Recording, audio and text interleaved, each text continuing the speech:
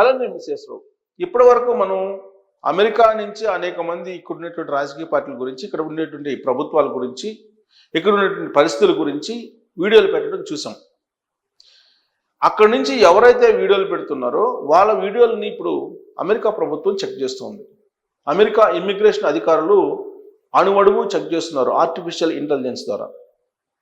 ఒకవేళ వాళ్ళు unparliamentary words ఉపయోగించిన, వ్యక్తిత్వ హననం చేస్తూ దుర్భాషలు ఆడుతూ వీడియోలు పెట్టిన వాళ్ళని ఐడెంటిఫై చేస్తుంది అమెరికా ప్రభుత్వం, అమెరికా ఇమ్మిగ్రేషన్ అధికారులు. సాధారణంగా మనకి 2024 ఎన్నికలకు ముందు ఇండియాలో ఉండేటువంటి వాళ్ళకంటే కూడా అమెరికాలో ఉండేటువంటి వాళ్ళు అనేక మంది ఇక్కడ ఉండేటువంటి పార్టీలని సమర్థించేటువంటి వాళ్ళు, వ్యతిరేకించేటువంటి వాళ్ళు పోటీపడి వీడియోలు పెట్టారు.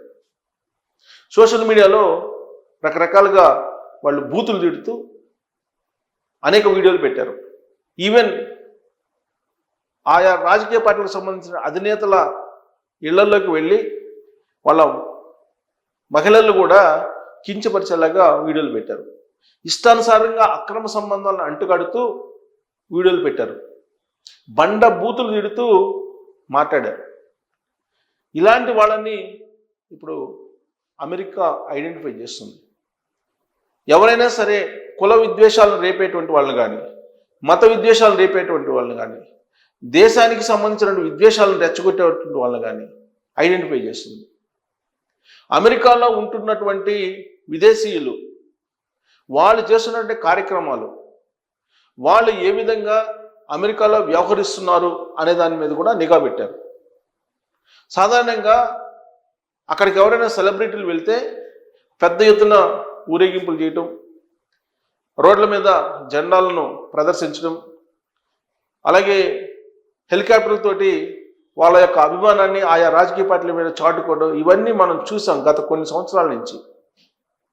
ప్రత్యేకించి ఇండియన్స్, ఎందుకంటే అక్కడికి వెళ్ళినటువంటి వాళ్ళల్లో 90% ఇండియన్సే ఉన్నారు. ఆ ఇండియన్స్లో కూడా తెలుగు వాళ్ళు ఎక్కువ ఉన్నారు. టోటల్గా ఇండియా నుంచి వెళ్ళినటువంటి వాళ్ళలో 30% ఒక తెలుగు వాళ్ళే ఉన్నారనేది ఒక అంచనా. తెలుగు వాళ్ళు వ్యవహరిస్తున్నటువంటి తీరు, అక్కడ అనేక సభలు పెడుతుంటారు. నాట, నాట్స్, ఆట, ఇలా తానా, ఇలా రకరకాలుగా సభలు పెడుతూ ఉంటారు. అక్కడ దానికి పర్మిషన్ తీసుకుంటారు. కానీ అమెరికా నామ్స్ ప్రకారం ఆ హాల్లో ఎంతమంది ఉండాలో అంతమంది ఉండాలి. కానీ దాని పరిమితికి మించి అక్కడ వాళ్ళు సమావేశాలు పెట్టడం, అలాగే పెద్ద ఎత్తున సౌండ్స్ వచ్చేలాగా సౌండ్స్ చేయడం, ఇవన్నీ కూడా అమెరికాలో కుదరదు. అంతవరకు ఓకే ఆ సభల వరకు. కానీ ఇక్కడి నుంచి ఏ రాజకీయ పార్టీ నాయకుడు అక్కడికి వెళ్ళినప్పుడు ఆ రాజకీయ పార్టీ నాయకుడికి పెద్ద ఎత్తున స్వాగతాలు పలకడం, ఇండియాలో మాదిరిగా వాళ్ళ అభిమానాన్ని చాటుకోవడం, అందుకోసం అక్కడ ఉండేటువంటి వాళ్ళని ఇబ్బంది పెట్టడం, ఇవన్నీ గత కొన్ని సంవత్సరాలుగా అబ్జర్వ్ చేస్తుంది అమెరికా ప్రభుత్వం. ఇప్పుడు ట్రంప్ ఇండియన్స్ని వెంటాడుతూ ఉన్నారు. ఏ స్థాయిలో వెంటాడుతున్నారంటే, కొద్దిసేపటి క్రితమే నాకు అంతర్జాతీయంగా అనుభవం ఉన్నటువంటి ఒక కౌన్సిలర్ నాకు కలవడానికి వచ్చారు. ఆయన చెప్తున్నారు, ఆస్ట్రేలియాలో లెవెల్ 2 నుంచి లెవెల్ 3కి మన వీసాలను అప్రూవల్ని కుదించారంటే దానికి కారణం ట్రంప్ అని చెప్పి చెప్తున్నారు. కేవలం ఆస్ట్రేలియానే కాదు, కెనడాలో కానీ, లేదు యూకేలో కానీ, ఇలా అనేక చోట్ల ట్రంప్ ఆదేశాల మేరకే ఇండియన్స్ని ఎంటర్ కాకుండా ఆయా దేశాలు కట్టడి చేస్తున్నాయని చెప్పి నాకు కొద్దిసేపటి క్రితమే ఆయన చెప్పడం జరిగింది. అంటే ఇండియన్స్ అంటే ఒక ఏహ్యభావ్యం క్రియేట్ అయింది ట్రంప్కి. దాన్ని అమెరికన్లో బాగా జొప్పిస్తూ ఉన్నారు. First America, great America, make again అనేటువంటి ఒక స్లోగన్ ఒకటి తీసుకున్నారు. అది నూరిపోస్తూ ఉన్నారు అక్కడ ఉండేటువంటి వాళ్ళకి. దాంతో అక్కడ ఉన్నటువంటి ప్రజలు కూడా ఇండియన్స్ అంటే వ్యక్తిగతంగా దేశం పెంచుకుంటున్నారు. ఈ మధ్యకాలంలో ఇండియన్స్ చనిపోయినటువంటి వాళ్ళు, అంటే అక్కడ కాల్చి వేసినటువంటి వాళ్ళు 2-3 ఉన్నారు, కాల్చి వేస్తే చనిపోయినటువంటి వాళ్ళు, అలాగే రకరకాలుగా స్టూడెంట్స్ని చంపేసినటువంటి వాళ్ళు ఉన్నారు. ఇట రకరకాల రూపాల్లో చనిపోయినటువంటి తెలుగు వాళ్ళే దాదాపు 7-8 మంది ఉన్నారు. ఇలాంటి పరిణామాలు గతంలో ఉండేవి కాదు, ఇప్పుడు మాత్రమే ఉన్నాయి. దానికి కారణం ఏంటి అని అంటే, ఇండియన్స్ అంటే అక్కడ వ్యతిరేకమైన భావం రావడానికి కారణం ఏంటంటే 96 నుంచి, ఆల్మోస్ట్ 90s నుంచి అనుకోండి, 90s నుంచి అనేక మంది ఈ స్టెమ్ కోర్సులు చేసినటువంటి వాళ్ళు వెళ్ళిపోయారు. వెళ్ళినటువంటి వాళ్ళు 50% ఫేక్ డాక్యుమెంట్స్, ఫేక్ పత్రాలని సబ్మిట్ చేసి అమెరికాలోకి అడుగుపెట్టారనేది అమెరికా ప్రభుత్వం ఐడెంటిఫై చేస్తుంది.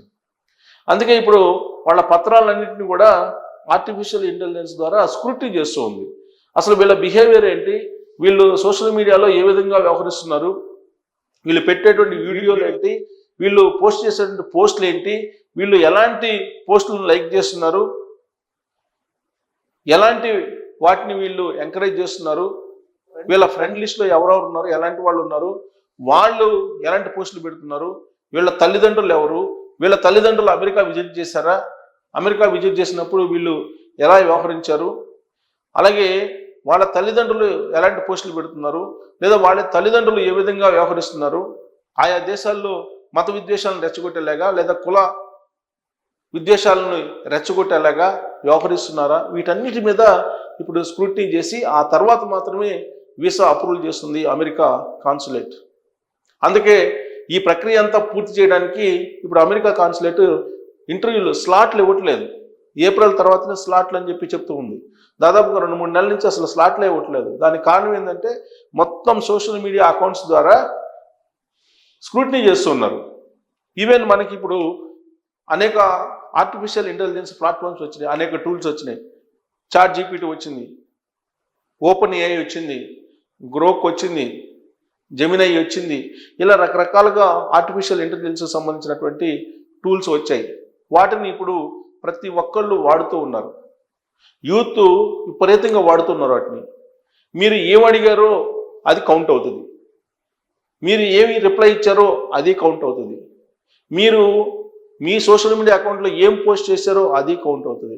ఇదేదో మాన్యువల్గా చెక్ చేసేది అయితే కనుక మనం ఏం పెట్టినా కానీ అన్నీ చూస్తారా అని చెప్పి అనుకోవచ్చు.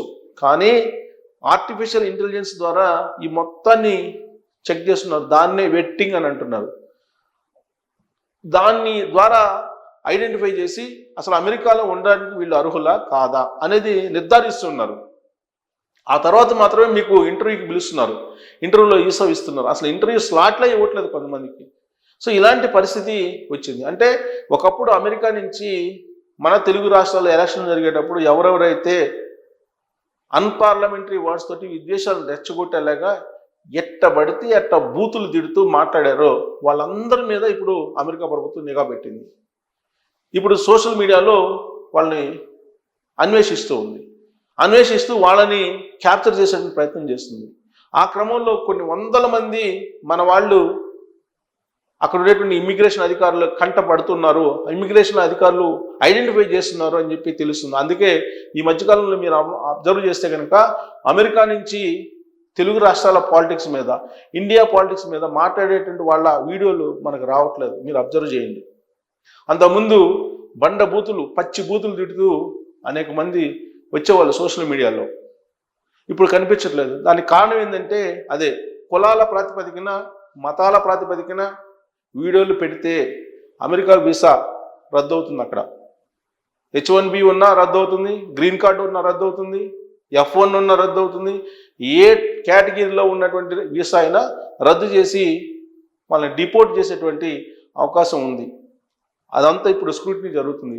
ఒకవైపు హోమ్లాండ్ సెక్యూరిటీ, ఇంకొక వైపు ఇమ్మిగ్రేషన్ అధికారులు ఈ మొత్తం ప్రక్రియని పర్యవేక్షిస్తున్నటువంటి క్రమంలో ఇక నుంచైనా జాగ్రత్తగా ఉండకపోతే ఏ రోజైనా అమెరికా నుంచి ఇలాంటి వాళ్ళని గెంటి వేసేటువంటి ప్రమాదం ఉంది.